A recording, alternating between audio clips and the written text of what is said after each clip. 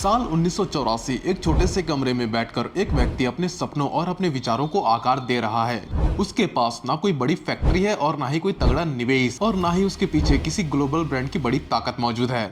लेकिन उसके अंदर था एक विजन, एक जुनून, एक दृढ़ निश्चय। और दोस्तों, आज के टाइम पर उसी छोटे से विजन ने एक ऐसा बड़ा साम्राज्य खड़ा कर दिया है जिसका यहाँ पर मार्केट वैल्यू 90,000 करोड़ से भी ज्यादा का है। हम बात कर रहे हैं यहाँ पर डाबर के बारे में। जी हाँ, वही डाबर जिसका च्यवनप्राश, हनी, हाजमोला, डाबर आंवला तेल और यहाँ तक कि लाल दंत मंजन हर घर में इस्तेमाल हुआ करता है भारत के। और आप में से भी कई सारे लोग इन सभी चीजों का कहीं ना कहीं इस्तेमाल करते होंगे। यह कंपनी आज एक ब्रांड ही नहीं बल्कि भारत की आयुर्वेदिक ज्ञान और बिजनेस सक्सेस की सबसे बड़ी स्टोरी बन चुकी है।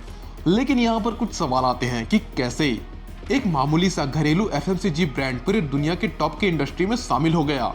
कैसे यहाँ पर एक भारतीय परिवार की मेहनत ने पतंजलि, हिंदुस्तान यूनिलीवर, पीएनजी जैसे बड़े बड़े दिग्गजों को यहाँ पर टक्कर दी। कैसे ये कंपनी जो आज से 140 साल पहले शुरू हुई थी वो दुनिया के 100 से भी ज्यादा कंट्रीज में अपना दबदबा बनाई हुई है। और सबसे बड़ा सवाल यहाँ पर दोस्तों कि डाबर ने यहाँ पर ऐसी कौन सी स्ट्रेटेजी अपनाई कि ये एक छोटे से बिजनेस से इतनी बड़ी मल्टीनेशनल कंपनी बन चुकी है। दोस्तों, यहाँ पर ये एक बिजनेस केस स्टडी नहीं बल्कि एक इंस्पिरेशनल जर्नी होने वाली है आपके लिए। और यहाँ पर इसमें आपको संघर्ष, रणनीति और जबरदस्त इनोवेशन आपको दिखाई देगा। अगर आप यहाँ पर बिजनेस, मार्केटिंग और सक्सेस स्टोरीज में दिलचस्पी रखते हैं तो ये केस स्टडी आपके लिए एक मास्टर क्लास से कम नहीं होने वाली। तो चलिए यहाँ पर बिना किसी देरी के 90 से लेकर 90,000 करोड़ तक के डाबर की सक्सेस जर्नी को शुरू करते हैं। कहानी की शुरुआत होती है यहाँ पर 1984 से। भारत तब ब्रिटिश हुकूमत के अधीन था और उस वक्त स्वास्थ्य सेवाएं आम जनता के लिए बहुत ही ज्यादा सीमित हुआ करती थी। पश्चिमी चिकित्सा यानी कि एलोपैथी का प्रभाव बढ़ता जा रहा था, लेकिन ग्रामीण इलाकों में पारंपरिक आयुर्वेदिक चिकित्सा पर अधिक भरोसा जताया जा रहा था। इसी दौरान डॉक्टर एस.के. बर्मन, जो एक आयुर्वेदिक चिकित्सक थे, उन्होंने कोलकाता के आसपास के गांवों में लोगों की बीमारी का इलाज करने का निश्चय किया। यहाँ पर डॉक्टर बर्मन का उद्देश्य सिर्फ मरीजों का इलाज करना नहीं था, बल्कि वे एक वैज्ञानिक और वास्तविक तरीके से आयुर्वेदिक दवाइयों को जन जन तक पहुँचाना चाहते थे, यानी कि हर एक व्यक्ति तक। उन्होंने यहाँ पर देखा कि लोग अक्सर खांसी, जुकाम, पाचन संबंधी समस्याएं और त्वचा रोगों से परेशान रहते हैं, लेकिन उनके पास सही इलाज का कोई भी अभाव नहीं था। इसी समस्या को हल करने के लिए उन्होंने खुद से आयुर्वेदिक दवाएं तैयार करनी शुरू कर दी। अब यहाँ पर ये भी जान लेते हैं कि डाबर का नाम आखिर डाबर कैसे पड़ा। हर बड़े ब्रांड के पीछे एक खास कहानी होती है और डाबर का नाम भी ऐसे ही पड़ा। डॉक्टर बर्मन के नाम को यहाँ पर अगर आप दो हिस्सों में तोड़ते हो तो डी निकलता है डॉक्टर से और बर निकलता है बर्मन से।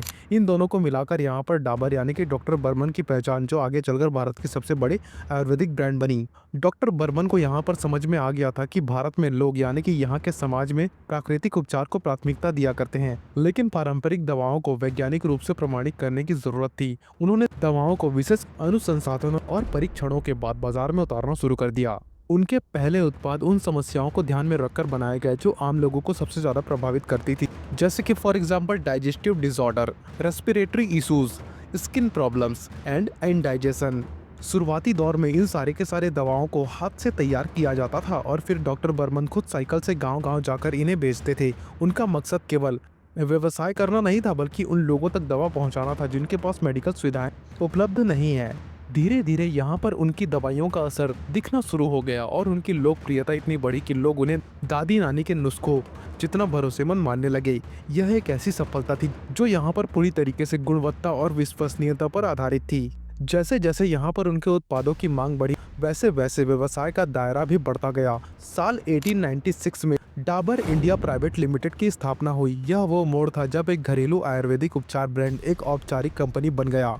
धीरे धीरे डाबर ने अपनी पहुंच कोलकाता से अन्य शहरों और फिर पूरे भारत में बढ़ाई। उनका फोकस सिर्फ दवाइयों तक सीमित नहीं रहा, बल्कि उन्होंने आयुर्वेदिक जूस, हेल्थ सप्लीमेंट और पर्सनल केयर जैसे कई सारे नए सेगमेंट्स में भी कदम रखा। दोस्तों, 1920 के दशक तक डाबर ने भारतीय बाजार में अपनी मजबूत पकड़ बना ली थी, पहचान बना ली थी। कंपनी ने कई सारे लोकप्रिय उत्पाद लॉन्च किए जो कि आज भी भारत में इस्तेमाल किए जाते हैं, और यहाँ पर इसमें शामिल थे डाबर च्यवनप्राश, डाबर हनी, डाबर त्रिफला चूर्ण।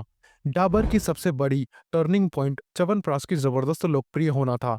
भारतीयों के लिए च्यवनप्राश का मतलब ही डाबर हो गया था। यह सिर्फ एक प्रोडक्ट नहीं बल्कि आयुर्वेदिक ताकत का प्रतीक बन चुका था। लोग इसे इम्यूनिटी बूस्ट करने के लिए और सेहत को मजबूत बनाने के लिए उपयोग कर रहे थे। 1950 के दशक तक डाबर पूरे देश में अपनी पकड़ बना चुका था। भारतीय परिवारों में इसके उत्पादों को भरपूर विश्वास मिलने लगा था। लोग इसे सिर्फ एक ब्रांड नहीं बल्कि आयुर्वेद और भरोसे का दूसरा नाम मानने लगे थे। डाबर ने न केवल यहाँ पर प्रोडक्ट पर ध्यान दिया बल्कि ब्रांडिंग को भी मजबूत बनाया अपना। 1956 में कंपनी को प्राइवेट लिमिटेड से पब्लिक लिमिटेड कंपनी बना दी गई। इस दौर में कंपनी ने अपने ब्रांड को बढ़ावा देने के लिए रेडियो और प्रिंट विज्ञापन का सहारा लिया। रेडियो पर डाबर के विज्ञापन घर घर गूंजने लगे, जिससे कि लोग इसे और भी ज़्यादा जुड़ाव महसूस करने लगे थे।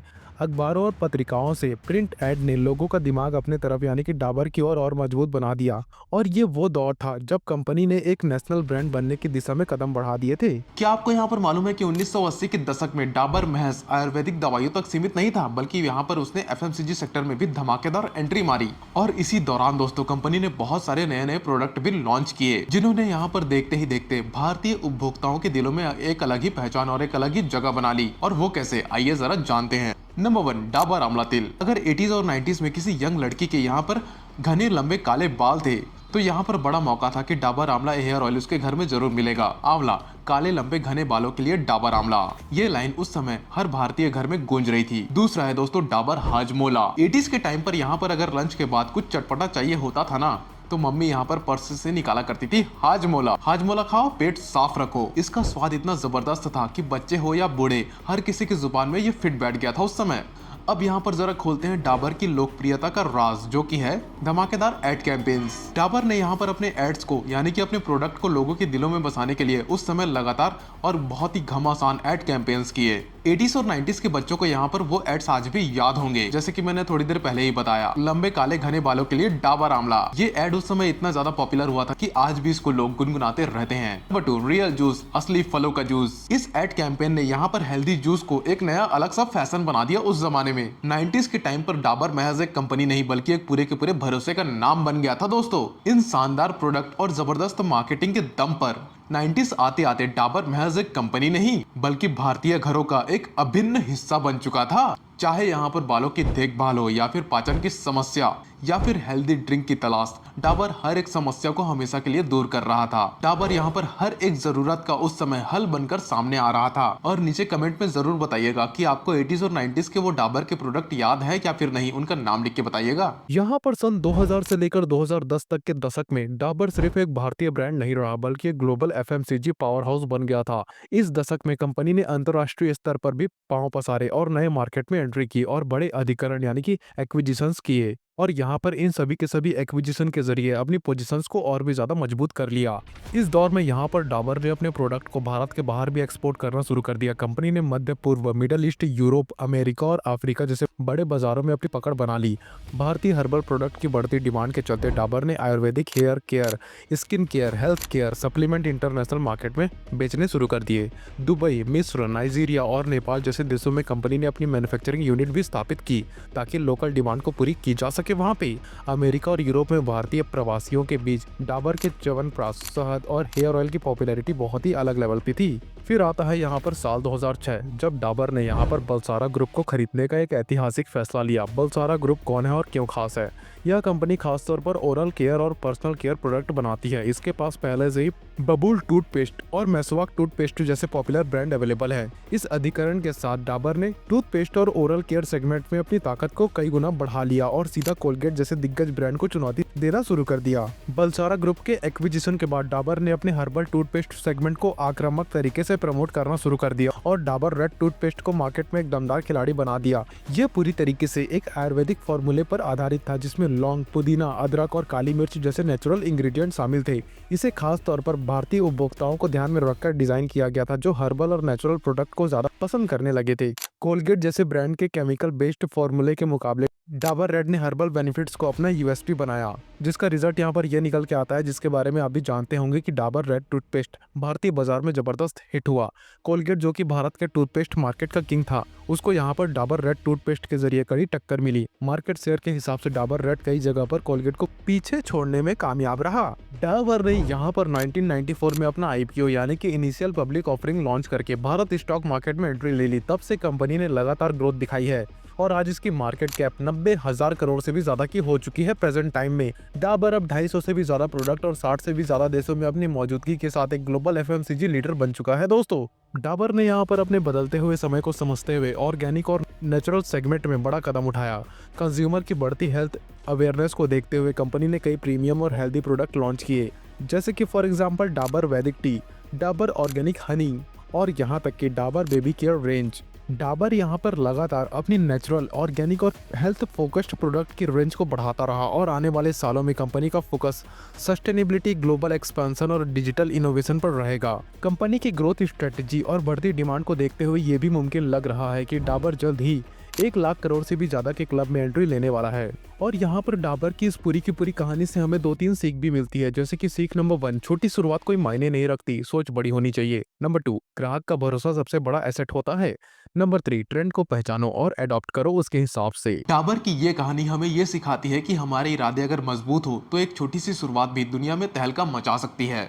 डाबर महज एक कंपनी नहीं बल्कि हमारे घरों की पहचान, हमारे सेहत का साथी और भरोसे का दूसरा नाम बन चुका है हमारा। क्या आपको यहाँ पर लगता है कि कोई भी ऐसी नई देसी कंपनी आने वाले टाइम पर डाबर की जगह ले सकती है या फिर डाबर को टक्कर दे सकती है, या फिर आपको लगता है आयुर्वेद ही हमारा भविष्य है? नीचे कमेंट में अपनी राय देना ना भूलिएगा। और हाँ, अगर ये वीडियो आपको पसंद आई हो तो प्लीज़ इस वीडियो में लाइक ठोकिए, हमारे चैनल को सब्सक्राइब कीजिए, क्योंकि आप में से बहुत सारे लोग यहाँ पर वीडियो देखने आते हैं लेकिन हमारे चैनल को सब्सक्राइब नहीं करते और उस बेल आइकन को नहीं दबाते। इसलिए बेल आइकन को दबाइए ताकि ऐसी वीडियो आप तक आती रहे।